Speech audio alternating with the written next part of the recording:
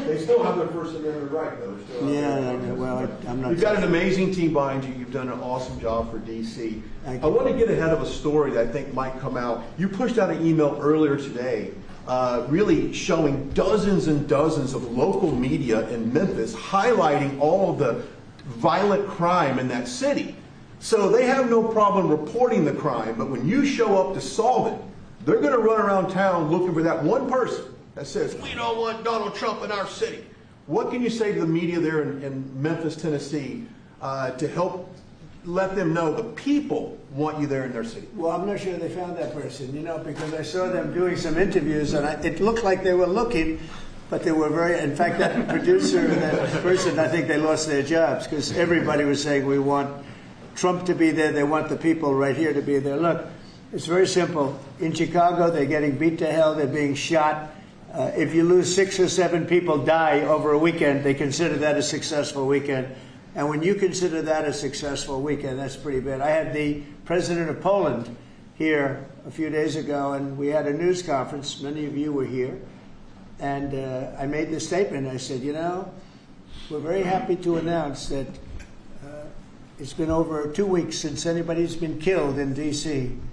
And he looked at me like, is that supposed to be good? He's looking like, what kind of a place is this? And now it's been a long time, but and as I was saying it, I said, I'm not sure if that sounds good to somebody. It sounded great to you, but it doesn't sound good to somebody from a country where they don't have violent crime like we have. But now it's a long time since that's happened. We went for years where at least one person was killed. Now you're not seeing it all. It's like the border. Millions of people a year ago, millions of people poured into our country. In the last 3 months, there have been 0, as reported by largely Democrats, actually. The border is secure. The country is secure. We've got the hottest country anywhere in the world. And I'll tell you, a year ago, we were a country in tremendous trouble, probably a dead country if it continued. So we're very happy about it. And so just, in terms of your question, people have never seen anything like what we're doing, and I think they're very happy. And they want us to be there. They don't want to be mugged. Who would say, gee, I don't want the National Guard? And you need that in terms of numbers. And also, you look at those guys, I looked at them, they're rough guys. They're, the Supreme Court voted recently on merit. We're a merit-based country again. I said they had tremendous courage to do that. We're a merit-based country again. When I looked at the people that were patrolling the streets for the National Guard and for others, I could see we're merit-based. They were rough-looking, they were tough-looking, and they love our country. So that's where we are, Brian. Thank you. Thank you very much. Yeah, please. Yes. Given with all the that's going on with Charlie Kirk's assassination and the left wing, a lot of left wing violence going on, do you have plans? And actually, this is a great opportunity with all these people here. Do you plan on designating Antifa finally a domestic terror organization? Well, it's something I would do, yeah. If I have support from the people back here, I think we'd start with Pam, I think. But I would, if you give me, I would do that 100%. And others also, by the way. But Antifa is terrible. Are there other groups that you can think of? There are other groups, yeah. There are other groups. We have some pretty radical groups, and they got away with murder. And also, I've been speaking to the Attorney General about bringing RICO against some of the people that you've been reading about that have been putting up millions and millions of dollars for agitation. These aren't protests. These are crimes, what they're doing, where they're throwing bricks at cars of ICE and Border Patrol. And they come in with a beautiful new car. They're so proud. It's Border Patrol, ICE, it's got whatever it is. And they're throwing rocks at it. And after 50 yards, it looks like an old beat-up vehicle. It was just brand new. It was just bought for the purposes. And they don't have to take that anymore. I let it be known. We'll take responsibility. They don't have to take it anymore. And they don't want to take it.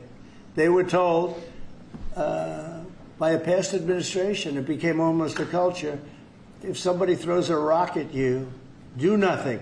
If somebody spits in your face, do nothing. And I say, when they spit, you hit. Do whatever you want. You do whatever the hell you want. I watched it so sick it made me. For 4 years, I had to sit home and watch people screaming at policemen and spitting in their face, and they weren't able to do anything. They just had a grin and bear it. They're standing up like a piece of steel.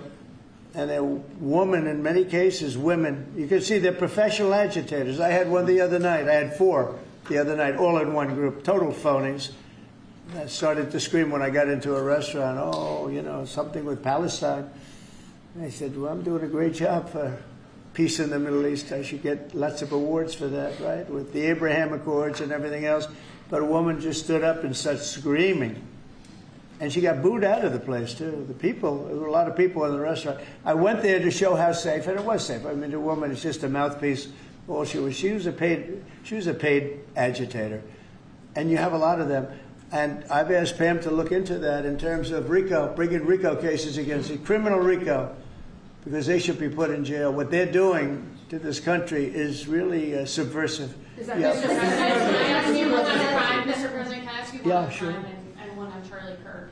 Yeah. You've floated potentially going into St. Louis. You mentioned you want to go into Chicago next. Could St. Louis be after Chicago? It's going to be around there someplace. Yeah, we got to save St. Louis. Got to save these cities.